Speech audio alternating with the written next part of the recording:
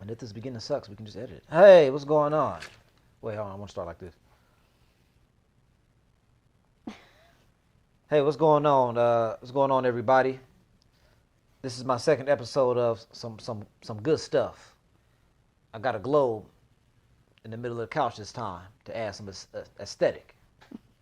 I'll add some more aesthetic in the future, but this is the aesthetic I got right now. This little globe.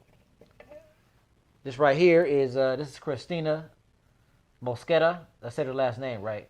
You right. did. All right. This is Christina Mosqueda. This is who we're talking to today. And Christina, trying to figure out how to ask this question. So you doula, correct? Correct. Right. Now, can you explain to the people what a doula is and what that person does? I have an idea, but since you're actually active in that, you can break it down better. Absolutely. Well, I personally am a postpartum doula, so I come into play your fourth trimester. So this would be after the baby is here earthside. I pretty much come in and I assist with mom with nourishment, making sure she's well taken care of. Without a well-nourished mother, we don't have a well-nourished baby, so that sets the tone for the household. I assist with sitz baths, if she needs some help with laundry, just if she wants to rest, then I help with the baby. And I'll typically check in about 5 to 6 times after she's given birth.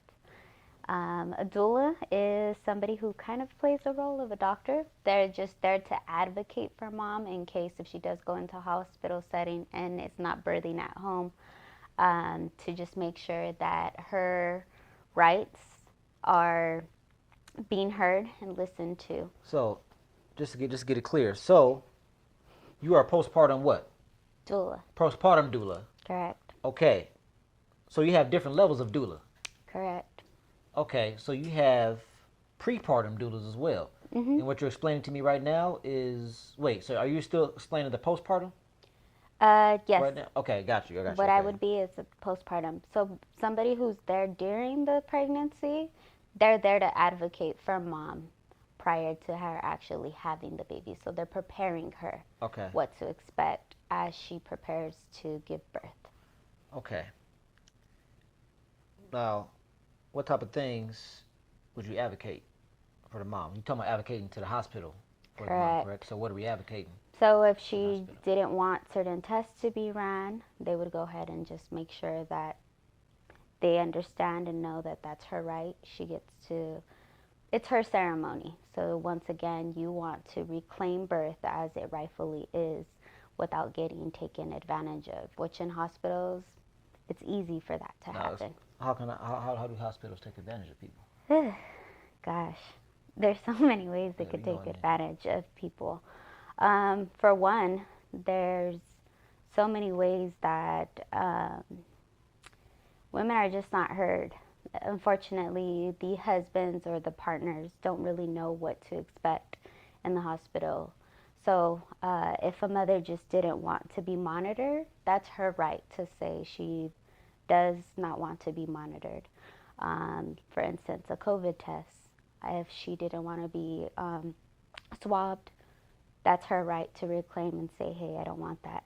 When it comes to vaccines, like a vitamin K vaccine, which they'll push on mothers shortly after giving birth to say that that will cause blindness of the baby. Not getting it? Yes, not getting it. That's what the doctors say. Correct. Okay. So things of that nature, you can advocate and say, this is not what she wants, so they would have to listen.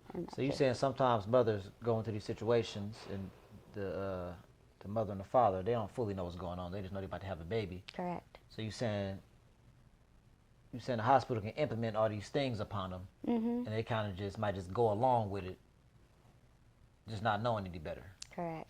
Right. But now, a mother who's a little more knowledgeable might use you, for example, to might use. I got a little interrupted by something. You good? Oh, it's okay. You can talk regularly. It can just be part of it. It's all good. It ain't got to be all. Huh? Oh, for sure. What you call it? So sometimes a mother may go into, so where was I at? So what I was saying was a mother who's a little more knowledgeable may use you, who has more of an idea what's happening, Correct. to advocate for them. And then the mother wants this, she doesn't want that, and you advocate that to the hospital. Correct. Okay. Now, why would they, for that particular thing, why would they use you versus doing it themselves? Well, most don't ever really know what to expect up until they actually arrive to the hospital. Got you. Mm-hmm. So it basically it's for pregnancy, but they basically use you the same way somebody financially might use the accountant or something like that. Absolutely. That's a lot of financial stuff I'm not 100% sure about. I'm gonna pass this on to you and trust you to take care of it for me. Mm-hmm. Okay. Got you. All right. Now, what kind of led you? Oh, what led me? My mother gave birth to my sister. I was about 15 years old. We get a story. Okay. I went to the hospital with her, and there's a few moments where I just felt like maybe there was possibly something wrong. Like what? As far as the way that she was treated, Okay. the way that they were making my mother feel just due to the fact of her not taking the medicines that they were offering. Okay, at so that they're offering the time. medicines, and your mother was like, "I'm good with that," and they were making it feel a certain kind of way. Yes, so I feel like a woman standing in her power of just simply saying, no, I'm fine, I'm going to go the natural route. They constantly are trying to push their drugs on you. So for that kind of opened my eyes in many ways. And then as I got older, I was always just drawn to children, mothers, hearing birth stories. And as soon as 2020 came, I feel like that's really what drove me more into just being able to be around mothers and children. You saying as 2022 came? Sorry, You said 2020. Okay, gotcha. Yeah, so that's where I started a Just based program. on the climate of what was going on during that time? Or? Correct. Okay. Just more of that. And ever since then, I felt like it's just continued to grow. The women that are now starting to realize that home birth is accessible for them, not just white women. A lot of these women just think, oh, I thought it was only available for white families. It's funny. That's like a theme I see in like a lot of blacks and Hispanics where they view stuff as for white people. They view stuff as for white people when it's like when it's not necessarily. Yes. Like I used to work with this. I worked with this Mexican girl when I was at the group home. We was talking about investing. She's like, yeah, I always viewed investing as some white people shit. Mm-hmm. I'm like, putting your money somewhere to get some more money is is for white people. Yes. And that's what you hear the most. It's like, oh, so that's available to us? What does this mean? And so being able to just share amongst each other of what this means. Now, why would typically white women have more access to this than other groups? The money. Okay. The fact that they're because I feel like it's a financial aspect, but it's also the knowledge aspect. And that so as far between the affirmation, so obviously, generally speaking, white people are more financially well off than others, but even that knowledge, why do they have more so access to that knowledge of even needing a doula than somebody else would? I would say for me, just from what I've heard, they just don't want to go into the hospital. So if they can reclaim that and birth in their own home, then they would go ahead and do that. Okay, so it's more about claiming their own process. Mhm. Okay. I'm trying to figure out how to answer this. So why would white women be more prone to that than black or Hispanic women or whoever? I feel like we're finally coming into our place of power as women in general. Women in general, okay. Finally being able to say, hey, I'm reclaiming this ceremony as my own, Okay. opposed to me going into a hospital, being fed literally just everything fear-based, and I get to reclaim this as my own. So if I want to birth, having a water birth, or just being able to not lay on my back, just things of that nature. I feel like we're finally coming into a place to say, okay, this is what I want for myself. Okay, elaborate on, because I mean I've heard, I'm familiar with some of this stuff, but I want to hear it more so from you. You mentioned not laying on my back. What would be the issue with laying on your back? It actually doesn't even allow you to fully open the way that you need to. That's what causes tears. Yeah, yeah, it's really interesting. And the whole reason why. You're supposed to give birth like a zebra, kind of closer. The same way you get pregnant is the same way you should be birthing. Okay. You know, all of those positions definitely help with bringing the baby forth. You know, I've seen births on like women get on all fours. I've seen that. I saw Squatting. Squatting. Yeah, I think I saw a woman give birth standing damn near straight up floating on the internet somewhere. But she just threw the baby out. Yes. So it allows the baby to just to make like that sound, though. make its way through the canal as the mother gets to, move her hips, move her body, just so that the baby and her can meet each other, opposed to just having your legs locked up. You just keeps pushing. That causes tears. Question. What does the intensity and the stress and the pressure of giving birth in the hospital also do something adverse to giving birth? Because you got all these people around you. Exactly. You got all these tools. I never gave birth, but from what I've seen on TV, or not just wherever, know. So you got these people around you. You got these tools. It's all busy. Don't that add some degree, of maybe extra stress? Extra stress. Absolutely. Where it would be better to not be there. Okay. Yes, absolutely. So giving birth from your back, so you said it causes more tears, and it's just an unnatural way for it to be done. It's not the best way for it to be done. No. Okay, well, why are they putting women on their back to give birth in the hospital? What's the reason behind that? I forgot what king it was, but apparently he had a fetish with watching women on their back. Really? And that's really where this whole thing came from. Really? So this dude this one king, what was it, European or something? Okay. European. So this European, what No. particular? You know what? I don't even. You don't know? No. Okay. I know it was a king, that's for sure. So some king had a fetish. Now, about just having women been on their back with their legs open in general, or specifically seeing women give birth? Was that a fetish? Specifically watching them birth. So he had a fetish with seeing women give birth. So Yes. he made it he ordained some kind of law or something like that where women need to give birth. Yes, on their that's back. exactly what happened. And we kind of just adopted it and What the hell? left it as is. That's a strange Yeah, the medical fetish. industry is really interesting.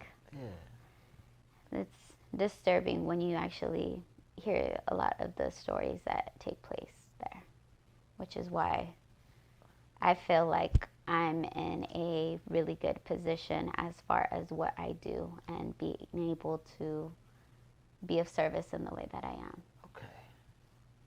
Man, I'm still tripping on that fetish. That is a strange fetish. Do any of y'all have that fetish?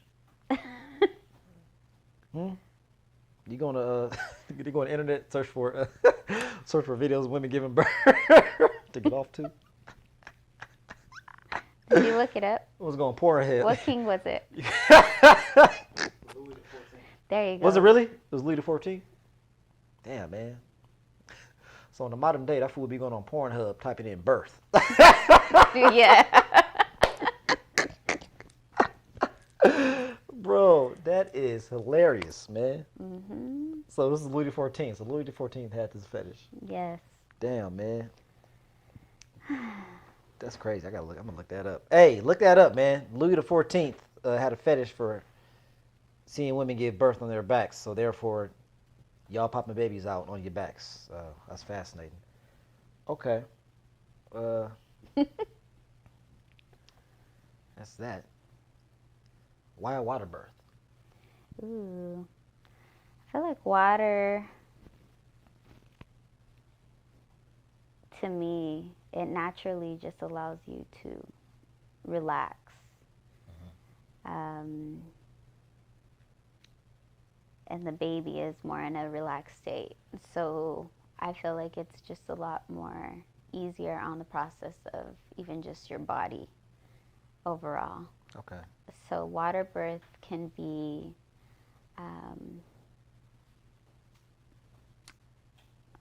I feel like there's just so many beautiful things for women naturally. Even just the baby is in the womb with, the amniotic fluid and the water.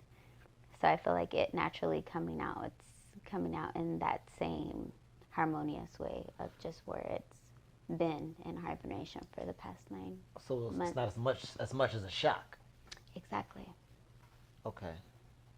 Versus like coming out in the hospital With these just lights. completely being pulled from the habitat you've been in for the last 9 months or whatever. And it's just it's a smoother. My brain's going blank, but that's where it's a smoother transition. Okay, got it. Water births.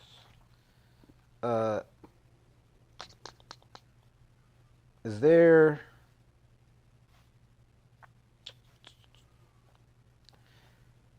a way that, and I'm sure as a doula, this is probably something that you decide on. Is there a way, or are there spaces where, say, a more home-based natural birth and the hospitals can work together in certain circumstances in harmony? Absolutely. I feel like that can be achieved. But at the same time, when we come into play and you're saying that you have a doula with you, a lot of the time they're not even happy to see us there. Not even open to that. No. Yeah. So I feel like they've really, far and few of them are even taught about what birth is. So a doula... They're just doing their job. Exactly. So a doula will see so much more, play a huge factor in natural birth, opposed to a nurse who works in the department of labor and delivery. So most of them right away just feel like they're safer in the hospital opposed to them being in their house or a birthing center, where that's also just frowned upon, unfortunately, just over time. So I feel like if we could get out of that space where those nurses and staff doctors can actually see what doulas do, what midwives do, how they assist naturally in birth, and how much more that environment is just more harmonious opposed to the chaoticness that it can have in hospitals, I truly believe that there would be able to be some type of change there. Okay. You kind of mentioned it. Do you feel like the world is more so opening up to the idea of home births and having doulas? Absolutely. I feel like since 2020, I feel like a lot of people waking up to a lot of stuff now. Yes, there's a lot of shifts changing. A lot of shit, Yes. So overall, just being centered around health, I feel like we're becoming more conscious as humans, just what it is that we're consuming, birth, food, just everything in general. How do I grow my food? All of these different things. So there's been a huge jump in just natural birth. I've noticed including that, I've noticed in general last year, it's just been a big shift in general. People just waking up to a lot of stuff. People getting more, just more so spiritual knowledge. I've been more open to certain ideas or ways to live their life. Just in general, I've noticed that shift over the last couple years or so. So guess COVID has some good things about it. Absolutely. Yeah, That's what I think. Yeah, COVID. It's played its part Yeah. to teach. Yeah, it wasn't all bad. COVID ain't that bad. You just got to get to know them. That's all. It's misunderstood. Oh, what's the deal with C-sections? Ooh, C-sections. That right there, I feel like it's a money. It's a big thing for pharmaceuticals. So it's like it's a surgery, and it's anywhere from like $7,000 to $9,000. So for most women. Wait, really? Mhm. I did not know that. Yeah, it's pretty expensive. Damn. So you're there, you're at the hospital. They'll give you when you check into the hospital, you're not allowed to even be checked in until you're about 5 centimeters. If you're dilated. So if you're not even at that, they'll continue to send you home. So once you're at that point, the body is already starting to go into it's different motions of like preparing itself for baby. And it's easier for them just to remind you you're not in power.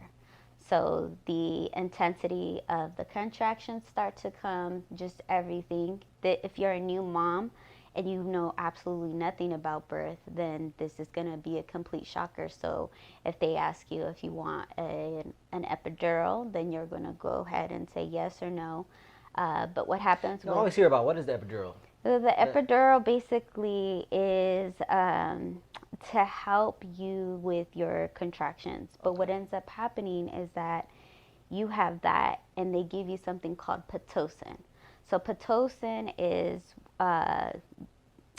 Don't tell me these motherfuckers is triggering the need. It's triggering the need for the C-section. Carry on. I know I cut you off, but that's what it sounds like. That's exactly what it is. It sounds like they're triggering. So the need for you to need a C-section. It could go from like a level 3 to like a level 10 quickly. Elaborate that.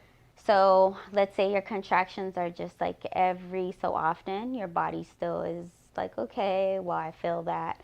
But then they trigger it with adding the Pitocin to it. So now it's heightened. Now that what might have felt like a small cramp now starts to feel like an intense cramp. So it speeds up the process to a point where the mom's just like, okay, I want this baby out. Or the doctor will even come in and say, well, we're going to go ahead and let you be in this process for a few hours. But if you don't open up and you don't dilate within the next, few hours to about a 7, then we're going to go ahead and schedule a C-section. So they're just trying to speed everything up and like force the baby out. Yes. Instead of your body going through a natural process. Exactly. Of delivering the baby. Yo, that's crazy. Yeah, and it's that money. That can't be good for you. No, absolutely not. So damn. So they give you Pitocin, and it intensifies. Absolutely. It intensifies the contractions. The contractions, and after that intensification, they say if you don't open up more in the next however many hours, whatever amount of span of time is, we're going to do a C-section. Mm-hmm. When they could have just let you be and go through your natural process. Absolutely. Bro, so that's crazy, money. Dog. Yes. They need their ass whooped. Yes, they do. Past due. Man. So that's the whole reason that's why. Crazy, I'll sock them niggas. That's what happens with C-sections. That's why C-sections have become so popular. It's a scam. It is. It's a scam being run on the people. Mm-hmm. Are there any situations where a woman might need a C-section, without all that, without the doctor interference? Are there if a child is breached, there are some things that you can do to have the baby flip. So if a child's breached, that means its feet are down opposed to the head being down. How would that happen? That can happen just sometimes through stress. A lot of the times, stress can flip the baby around. Sometimes the baby can naturally just want to move. The umbilical cord can be wrapped around. So there can be many different factors as to why they would want to go the route of a C-section. If the mother just absolutely is not opening, but majority of the time it's just because of the stress levels. Also, them not even allowing us to eat. After a certain point, you're in labor, let's say you're laboring for 2 days now, they'll even cut away ice chips from you. They cut what? They give you ice, and at a certain point, they'll even take that away from you. So a mother is pretty much just off of the IV. How are you supposed to really be able to have the strength to carry forth to birth a child? Yeah. So it's all of these different things I feel that is set up in that way for us to just settle and say, okay, let me just go the C-section route. Trash. It's home birth. You're given a broth, some type of tea, all of that. And just watching a woman birth. It's more relaxing. You cater to. You just chill, go through my process. Yes. Some nice warm broth. Yes. So you're nourished to be able to birth in that way. So that doesn't make sense. Damn, that was intense. Wow. I heard this. I don't know if this is true or not. This is something I heard. Is it true that C-sections are also bad? Is it true that as a woman, as a baby passes through the birth canal, do they pick up certain things coming out, like certain bacteria or whatever that are necessary for it on the way out? Whereas if you give a woman a C-section, they don't the get baby that. doesn't get those things. And they're actually more prone to pneumonia in that. C-section. Okay. Yes, because they're not given those natural bacteria that they would if they birth vaginally. Okay. So you're doing a disservice for the woman and the baby. Absolutely. That's a true. Where did I hear that? I forgot where I heard it. I can't remember. Was it Yakai? Who's that? That's his name, right? Yaki? Yeah. Yaki Awakened? There you go. I was like, okay. I was thinking about the drink. It might have been him. It might have been him. Tell me, that's what you meant, Yaki Awakened? Yes. He about to have a Netflix show. Yeah. I forgot what he just about. spoke on that just recently. I read this book called Rise from the Dead, and this woman touched on that a lot because she was deep. I forgot what her expertise was. I forgot what department she was in. Was it nephrology? What's the kidneys? Is that nephrology? I wouldn't know. I forget. Actually. But she was in some department in the field, and she was mainstream. But over time, she started realizing how incorrect these hospitals and the medical industry operate in a certain way. So she started bringing attention to certain things. Giving people vaccines when they didn't ask for them or didn't need them. And, the medical industry ignoring certain adverse effects people have to vaccines. Or she mentioned the vitamin K shot in that book. She mentioned the vitamin K shot.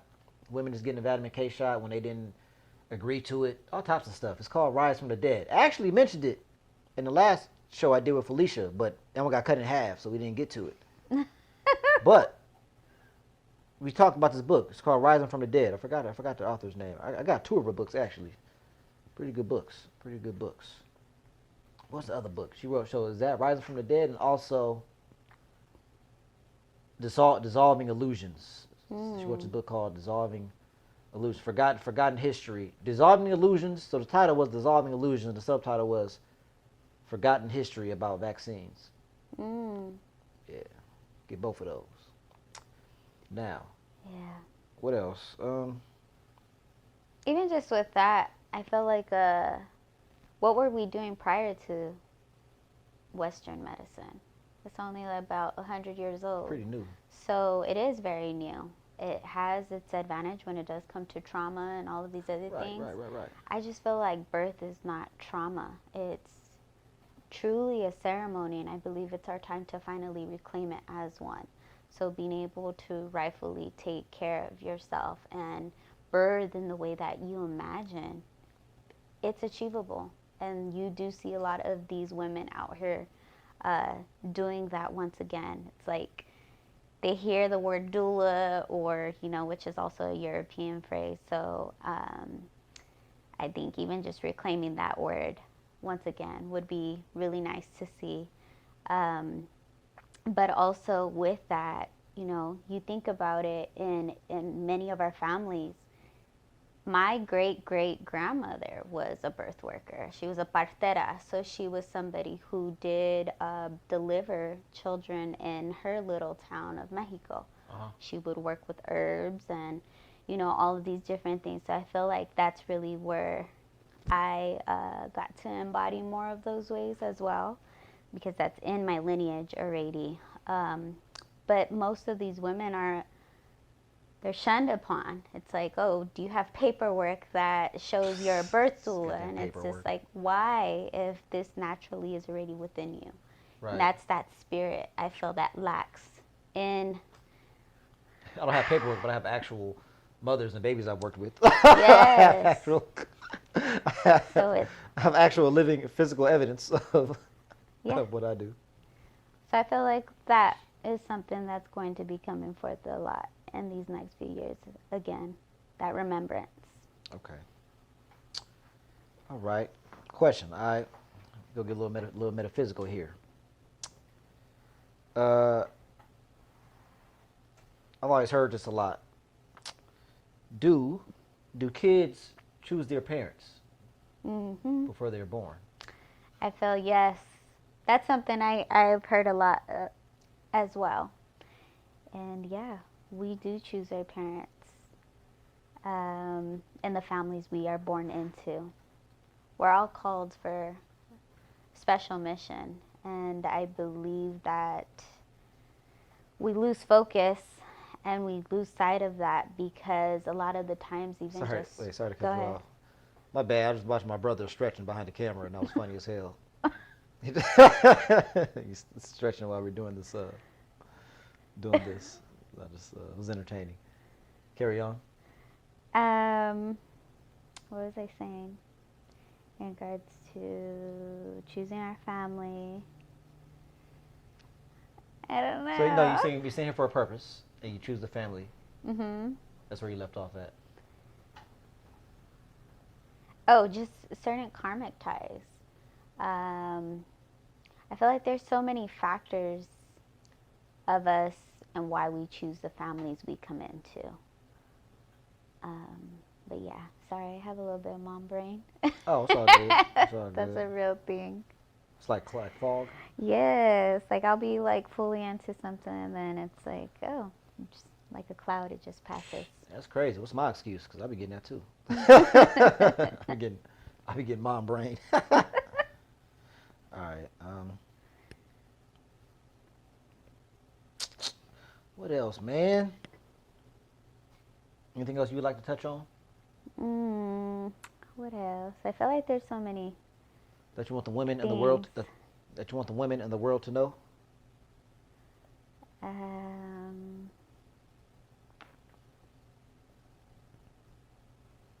I'll just say start educating yourself.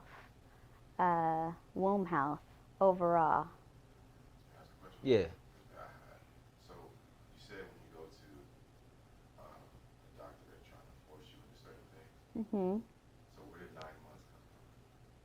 Where did 9 months come from?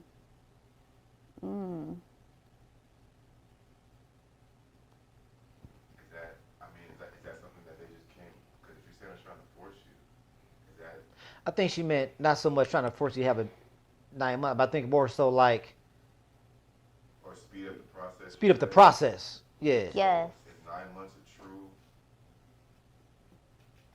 number or time frame, or is that something?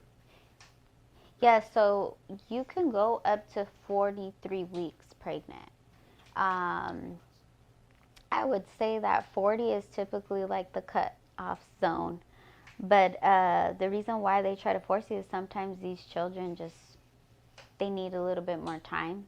And so they'll give you an estimated due date, but it doesn't necessarily mean like that's your cutoff window. So a lot of the time when you are being seen by a doctor, for them, it's like, okay, well, you're now in your due window. So it kind of puts the mother into stress already, just thinking, okay, well, why am I not feeling any type of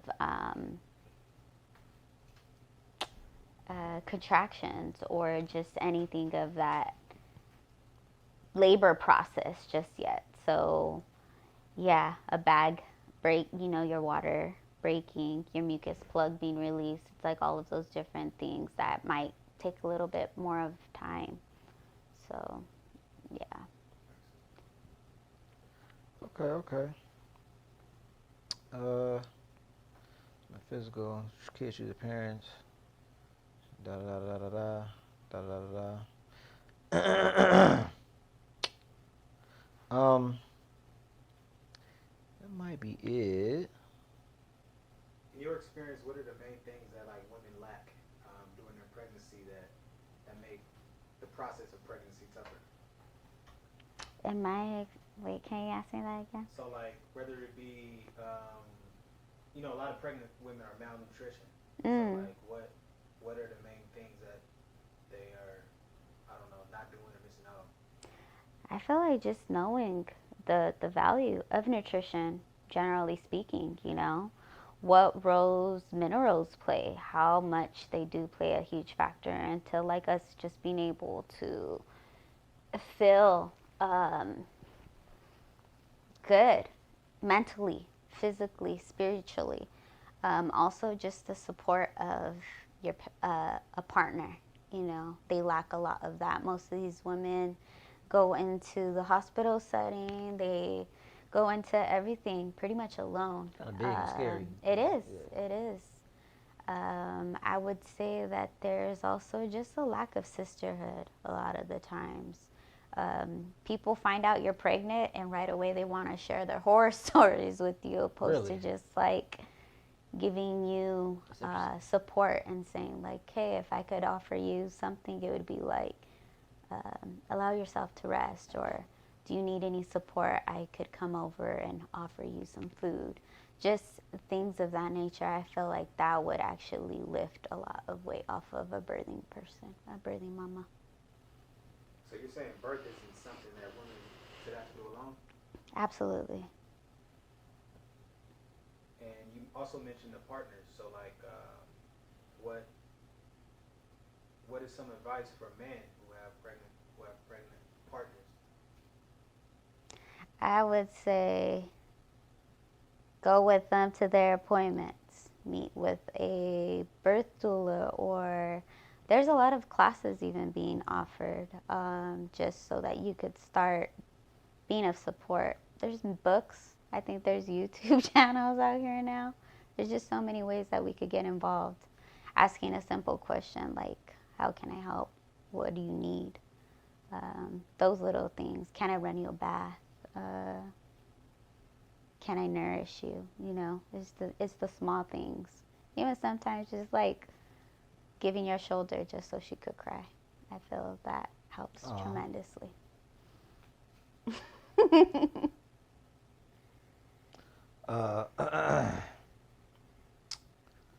What you call it? What adverse effects could not breastfeeding have? Not breastfeeding, I would say it plays a huge role just in their overall well-being. They're more likely to be sick. That's the biggest thing that I've seen. And then also just these diagnoses overall on their health. That's their GI health overall is a big thing that you notice from children who are formula fed over breastfed children. So breastfed children have better GI tract, better dookie health. Okay. Yeah. Okay. I'm sure there's different qualities of it, but is baby formula, is it decent stuff out there? Or is it overall not good? Baby formulas. I hear that there's like a few that are organic. There's good quality. What is it? Formulas out there. I just have yet to see it. Okay. Cool. All right, you guys got anything else? Any other questions? Statements? Oh, I had another question. So we talked about babies choosing their parents, right? Choosing their families. Do they choose? Do they choose that for themselves, or do they choose that for their parents? You get what I'm asking you? Yes. Like I'm here to teach you something, or is it more so I want to come out here and I need to have this experience, or a combination of the two? I believe that it is a combination of the two. At least from my experience of what I have been learning through the process of this walk. Okay. Yeah, I have yet to really figure it out fully, but Okay. So I'm gonna ask you this question. This is a question I want to ask people at the end of this thing. So my question is, because I feel like in life, right, a lot of people we always, a lot of people talk about other people, like, oh man, this person is annoying. These people do this, these people do that, these people, those people, which may be true, but I feel like we got to be as vigilant with ourselves too. So my question is always, what sucks about you that you may be working on, or not? You know what I mean? sometimes I feel like growing up in a Mexican household, all you hear is some shit talk. So like naturally, sometimes gossiping could be just like one of the things I resort to. Okay. So that's been something I've been really like, all right, I need to stop. This isn't mine. It's not contributing to my health in any way. Like, cut it, you know? Okay. But yeah, that would be my guilt. Okay. Because like I said, the last episode I did, it got cut 30 minutes short, but I did it with Felicia. And Felicia messed me up, man. Because what she did was, she said every episode, after you ask somebody what sucks about them, you got to talk about something that sucks about you, too. Yes. So that means every single episode of these, I got to talk about something else that sucks about. I did that. She was like, she's like, it'd be a dope challenge. I'm like, you right. It'd be good, yeah. But I talked about this last time, but since that got cut off, I'll talk about it again. So I don't know where this comes from, but my nature, I know I can be very passive aggressive at times, right? But I'm conscious of it now. I'm self-aware. So when I feel it burning, I can kind of let it ride, or I can pull back and be like, all right, man, don't do that. You know, if you're conscious and self-aware of yourself, you can kind of pull back on some stuff. But like, I'm like I'm driving with somebody and they tell me I'm driving too slow, but I don't like the way they said it. Instead of balancing out and going a little faster, I go too fast and kill us. You know, because I don't like how you told me that I'm driving too slow. You know what I mean? So, but like I said, I work on it a lot. So if you know me, you may not even know that about me, because I consciously working on it a lot. But sometimes being passive aggressive is worth it. There's certain situations where I'm like, all right, I'm gonna let it ride, and I'm not gonna feel bad about it whatsoever. But there's other times where it's not necessary and it's petty, and I try to have some control over it. So that's something that can potentially suck about me if I don't have it in check. All right, man. I think that concludes this episode of Some Good Stuff.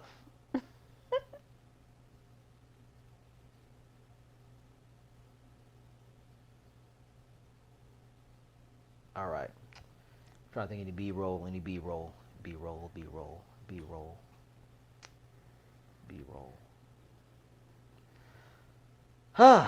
Yep. I think that's all I got. Yep. This concludes this episode of Some Good Stuff.